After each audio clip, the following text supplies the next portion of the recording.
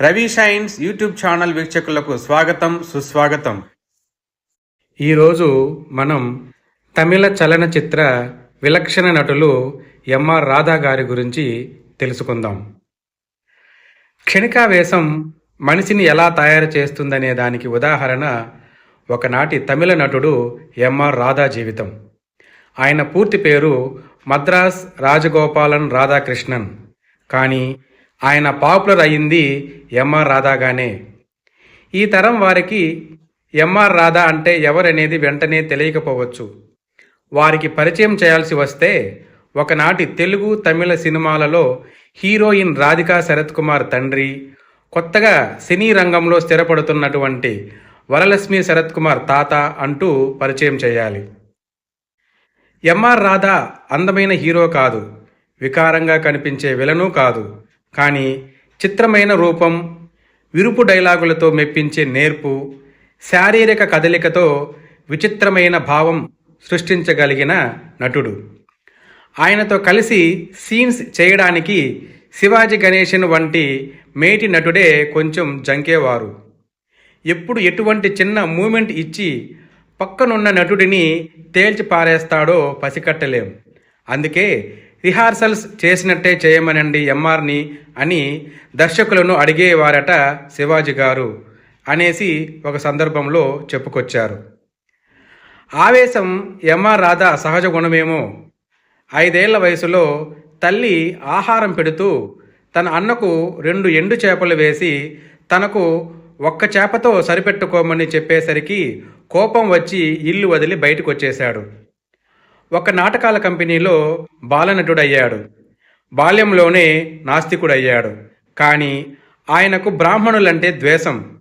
కానీ చిత్రంగా నన్ను చేరదీసింది, నాటకాలలో శిక్షణనిచ్చింది అయ్యర్ బ్రాహ్మణుడు. నేను చేసిన తొలి పాత్ర కృష్ణుడి పాత్ర అంటూ చెప్తుండేవాడు.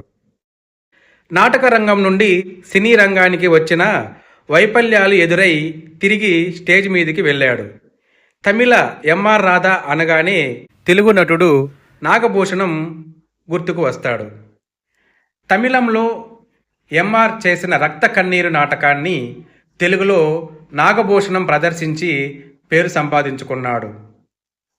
స్థానిక అంశాలకు తగిన డైలాగులు అప్పటికప్పుడు అలవోకగా చెప్పి ప్రేక్షకుల్ని మెప్పించేవాడు. ఆయనలోని నాస్తికుడు అప్పటికే తమిళనాడులో బ్రాహ్మణ వ్యతిరేకి ఉద్యమం నడుపుతున్న పెరియార్ రామస్వామికి దగ్గరయ్యాడు. అలా డీకే పార్టీలో సభ్యుడయ్యాడు. ఆ తరువాత పెరియార్ వ్యక్తిగత అంశాలు నచ్చక అన్నాదురై, కరుణానిధి వంటి వారు బయటికి వచ్చి డిఎంకే పార్టీ పెట్టుకున్నా ఎంఆర్ రాధా మాత్రం జీవితాంతం పెరియార్ శిష్యుడిగానే ఉండిపోయాడు. ఆ తరువాత ఎంజీఆర్ డిఎంకేలో సభ్యుడై ఆ పార్టీకి ప్రచారం లభించేలా పాత్రలు, డైలాగులు రాయించుకుంటుంటే ఆ సినిమాలో ఎంఆర్ రాధా గనుక ఉంటే అభ్యంతరం పెట్టేవాడు. సినిమాలు వ్యక్తిగత రాజకీయ ప్రయోజనాల కోసం కాదు, ప్రజా వినోదం కోసం అన్నది రాధా వాదన. కానీ ఆనాటికి ఎంజీఆర్కి ఉన్న పలుకుబడితో ఆ డైలాగులు ముందుకు వెళుతుండేవి. రాధా కోసం రాసిన పాత్రలు అద్భుతం. ఆయన అవసరం నాటి టాప్ హీరోలకు ఉంది.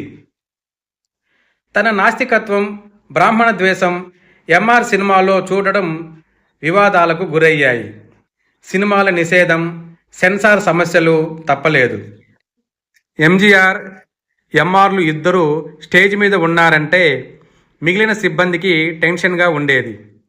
ఎప్పుడు ఎలాంటి అగ్గి వెలుగుతుందో తెలియదు వారి మధ్య. డిఎంకే ప్రజలలోకి చొచ్చుకు వెళుతున్నది, డీకే వెనుకబడింది. అది కూడా ఎంఆర్ ఆవేశానికి జత అయింది.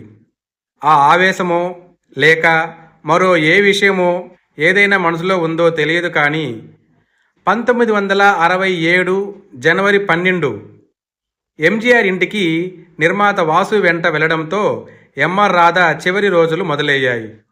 నేను ఎంజీఆర్తో విడిగా గదిలో మాట్లాడుకుంటాం అని ఎంఆర్ రాధా వేరే గదిలోకి తీసుకెళ్లాడు. అక్కడ వారి మధ్య ఏం జరిగిందో తెలియదు. తుపాకీ పేలింది. నిర్మాత వాసు ఆ గదిలోకి వెళ్ళేసరికి ఎంజీఆర్కి బుల్లెట్ గాయం, తనను తాను కాల్చుకొని పక్కన పడిపోయిన ఎంఆర్ రాధా. ఇద్దరిని వేగంగా ఆసుపత్రికి తరలించారు. ఇద్దరూ బ్రతికారు. ఎంజీఆర్ గొంతులో బుల్లెట్ దిగి మాట్లాడటం కష్టమైంది. తన అభిమాన హీరోని చంపే యత్నం చేశాడని ఎంఆర్ రాధా ఇళ్ల మీద పడి ధ్వంసం చేశారు అభిమానులు. ఆయుధంతో దొరికిపోయిన ఎంఆర్ రాధాని కోర్టు దోషిగా తేల్చింది. హత్యాయత్నం చేసినందుకు 7 ఏళ్ల కఠిన కారాగార శిక్ష విధించారు. అప్పటికి ఆయన వయసు 60 ఏళ్ళు. ఆయనకు 3 భార్యలు, 12 మంది పిల్లలు. అంతా టీనేజ్కి కూడా చేరని సంతానం. కుటుంబాలు చెల్లాచెదురయ్యాయి. శ్రీలంకకు చెందిన ఒక భార్య తన కూతుళ్ళు రాధిక, నిరోషాలను తీసుకుని విదేశాలకు చేరింది. నాటి వరకు అభిమానించిన ప్రేక్షకులు దూరమయ్యారు. ఒంటరి పోరాటం చేశాడు. హైకోర్టు ఆయన వయసు దృష్ట్యా జాలిపడి శిక్షను 4 ఏళ్లకు తగ్గించింది అని ఆయన రాశాడని చెప్తున్నట్టుగా చాలా వ్యంగ్యంగా అంశాలు జైలు నుండి బయటికి వస్తుండేవి. 4 ఏళ్ల తర్వాత రాధా విడుదలయ్యాడు. కానీ ఆయనను సినీ రంగం అంతగా ఆదరించలేదు. పుట్టి పెరిగిన మద్రాసు నగరం వదిలి తిరుచిరాపల్లి చేరాడు. ఈలోగా ఎన్నికల్లో డిఎంకే గెలిచి అధికారం చేపట్టింది. రాధా నమ్ముకున్న డీకే వాసు రూపాలు లేకుండా పోయింది. అలా 4 ఏళ్లు జైలు జీవితం, ఆహారం అతని ఆరోగ్యాన్ని దెబ్బతీసింది. అయినా పోరాటం చేవ తగ్గలేదని, తిరిగి వస్తానని చెప్పుకుంటున్న ఎంఆర్ రాధాని అత్యవసర పరిస్థితి సమయంలో అరెస్టు చేసి జైలుకు పంపింది. ఈసారి జైలు జీవితంలో ఆరోగ్యం బాగా చెడింది. మానసికంగా ఓటమిని అంగీకరించలేక, వాస్తవాలను ఒప్పుకోక తప్పని పరిస్థితిలో ఎంఆర్ రాధాకి కామెర్లు సోకి కాలేయం దెబ్బతిని 1979 సెప్టెంబర్ 17న మరణించారు. మరణం ఆయన అభిమానులను తిరిగి తెచ్చింది. 12 ఏళ్ల సినీ రంగానికి దూరంగా ఉన్న 30,000 మంది ఆయన అంతిమయాత్రలో పాల్గొన్నారు. ఈ వీడియో మీకు నచ్చినట్లయితే లైక్ చేయండి, షేర్ చేయండి, కామెంట్ చేయండి. ఇలాంటి మరిన్ని ఇంట్రెస్టింగ్ వీడియోస్ కోసం మా రవి షైన్స్ యూట్యూబ్ ఛానల్ని తప్పకుండా సబ్స్క్రైబ్ చేసుకోండి.